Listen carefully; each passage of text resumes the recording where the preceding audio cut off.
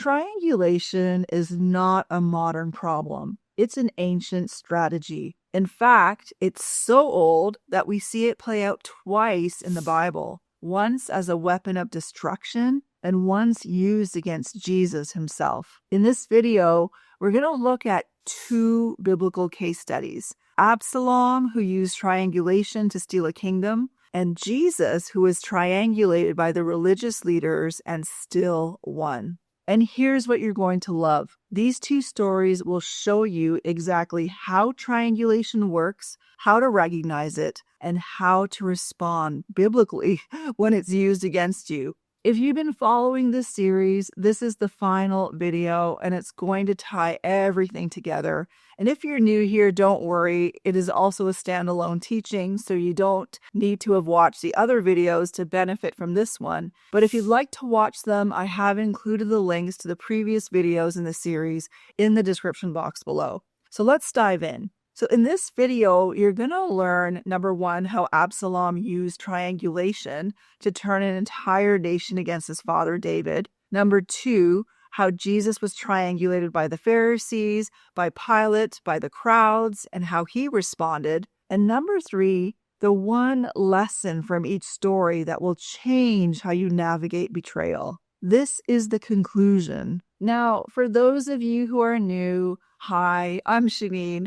Welcome to Toxicity is Not Your Destiny, where I put out weekly videos on how to navigate toxic relationships in your life from a biblical, practical, and spiritual perspective. So if you're navigating toxic relationships and you need biblical wisdom with practical tools, you're in the right place. So hit that subscribe button and click on the bell so that you get notified every time I upload a video. So let's get into it. Let's talk about how Absalom used triangulation. Absalom was David's son. He was handsome, charismatic, and beloved by the people, but he was also deeply wounded, deeply entitled, and deeply manipulative. The story starts in 2 Samuel 13, so you can read it there, but I will paraphrase it here. Absalom's sister Tamar was raped by their half-brother Amnon, and David, as king, did nothing. He was angry, but he didn't punish Amnon. This created a wound in Absalom, a legitimate wound. It was unjust, and David failed to do what he should have done as a father, to discipline his son. So Absalom's grievance had real injustice at the core. And here's what you need to understand. Manipulators often have real wounds, but instead of healing, they weaponize them. Absalom didn't seek justice. He sought revenge. And he didn't just want revenge against Amnon, his brother. He wanted revenge against his father, David. So he waited. For 2 years, he waited. And then he killed Amnon and fled. Eventually, David allowed him to return to Jerusalem. But here's where the triangulation begins. The Bible says Absalom provided himself with a chariot and horses and 50 men to run ahead of him. He would get up early and stand by the side of the road leading to the city gate. Whenever anyone came with a complaint to be placed before the king for a decision, Absalom would call out to him, "What town are you from?" He would answer, "Your servant is from one of the tribes of Israel." Notice what Absalom is doing. He's positioning himself as accessible, as caring, as someone who listens. He's not the king. He has no authority, but he's acting like he does. And he's building relationships with people who feel unheard. Sound familiar? This is exactly what manipulators do. They find people who feel overlooked, undervalued, or wounded, and they say, "I see you. I hear you. I understand you."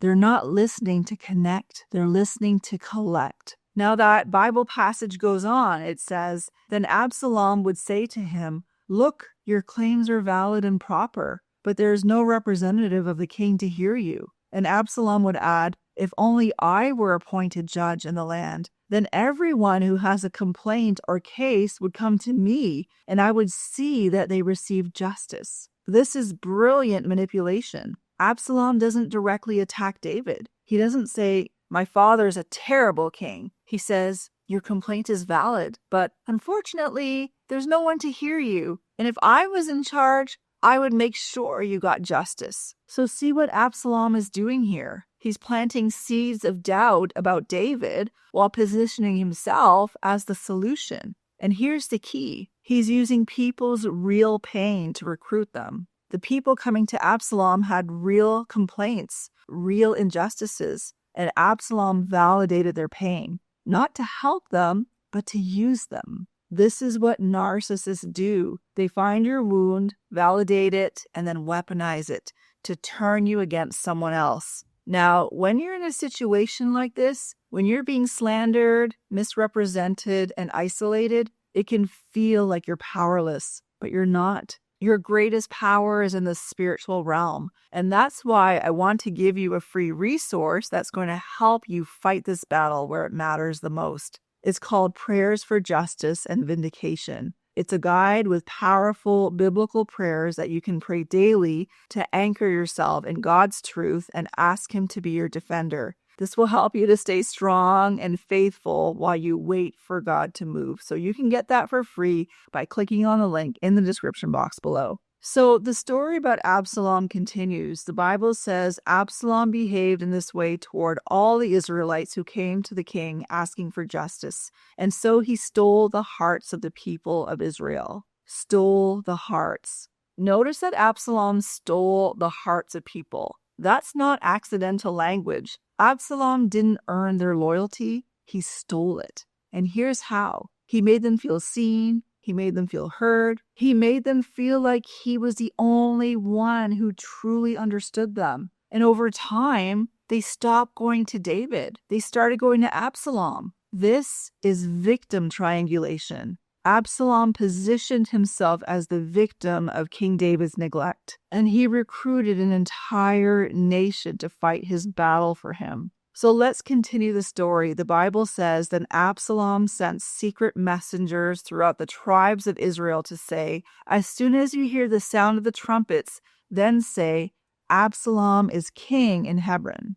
200 men from Jerusalem had accompanied Absalom. They had been invited as guests and went quite innocently, knowing nothing about the matter. While Absalom was offering sacrifices, he also sent for Ahithophel, the Gilonite, David's counselor, to come from Giloh, his hometown. And so the conspiracy gained strength, and Absalom's following kept on increasing. So notice from this passage, 200 men went with Absalom innocently. They didn't know they were being used. They thought they were supporting a righteous cause.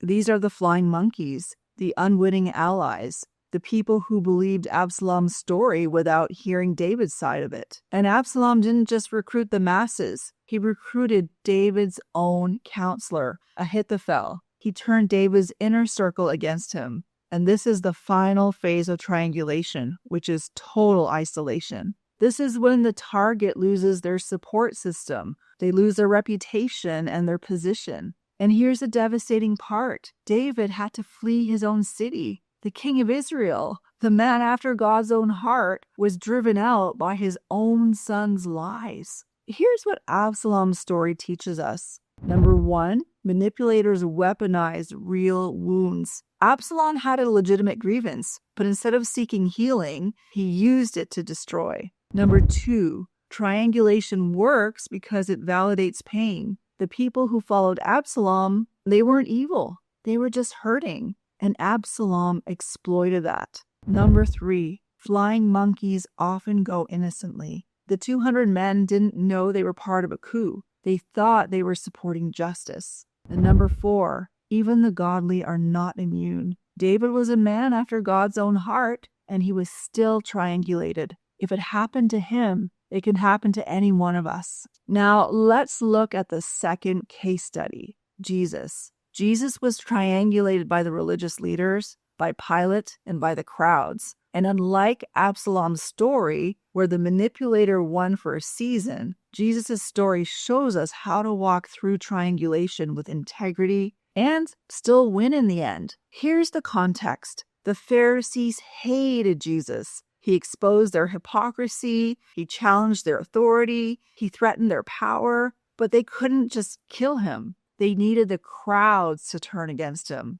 They needed Rome to execute him. They needed to make it look like Jesus was the problem, not them. So they triangulated him. The Pharisees started by spreading lies about Jesus. They said that he was demon-possessed. They said he was a blasphemer. They said he was a threat to Rome. None of it was true, but they repeated it enough that people started to believe it. John 7:12 says, "Among the crowds there was widespread whispering about him. Some said, 'He's a good man.' Others replied, 'No, he deceives people.'" Notice, the crowds were divided. Some believed Jesus, some believed the Pharisees. And the Pharisees used that division to isolate Jesus. This is gossip triangulation. The Pharisees did not confront Jesus directly. They whispered, they planted seeds of doubt, they turned public opinion against him. Then the Pharisees pulled in a third party, Pilate. They couldn't execute Jesus themselves. They needed Rome to do it. So they brought Jesus to Pilate and said, "We have found this man subverting our nation. He opposes payments of taxes to Caesar and claims to be Messiah, a king." This is authority triangulation. They used Pilate's power to do their dirty work. And here's what's brilliant. Pilate didn't want to kill Jesus. It says Pilate found no basis for a charge against him, but the Pharisees kept pressuring him. And then they pulled in another triangle, the crowds. Matthew 27:20 says, "But the chief priests and the elders persuaded the crowd to ask for Barabbas and to have Jesus executed." The Pharisees recruited the crowds. They turned the same people who shouted Hosanna into the people who shouted crucify him.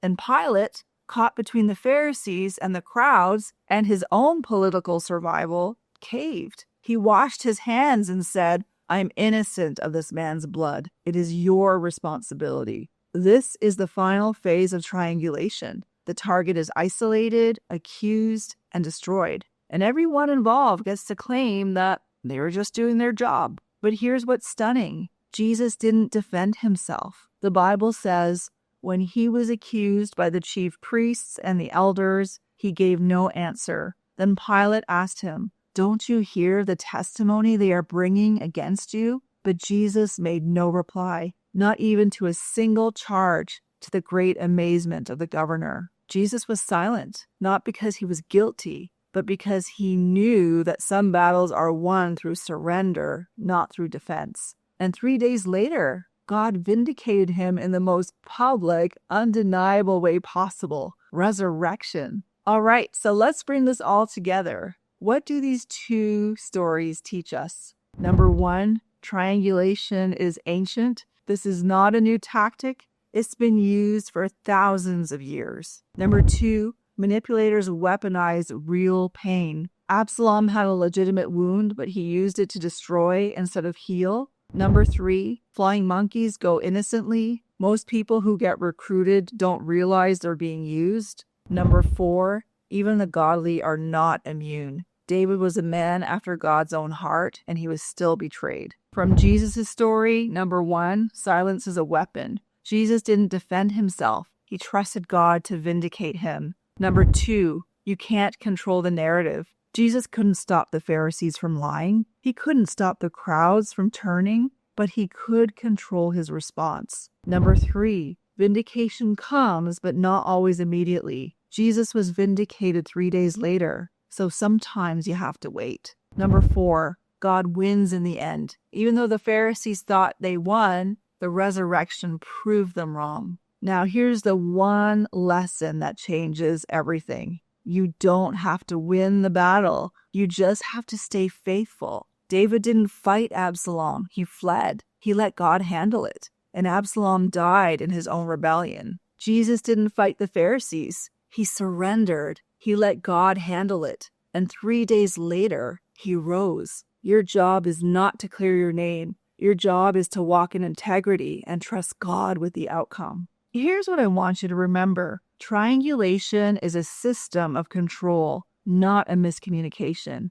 and God has given you a battle plan to fight it. If this video or any video in this series has helped you, I'd love to hear about it in the comments. Which video resonated with you the most in this triangulation series? Let me know. And if you haven't already, download my free resources, The Believer's Guide to Identifying Flying Monkeys, and Prayers for Justice and Vindication. The links are in the description box below. Thank you so much for watching and for walking through this series with me. Remember, toxicity is not your destiny. God has called you to peace, truth, and freedom. I will see you in the next video.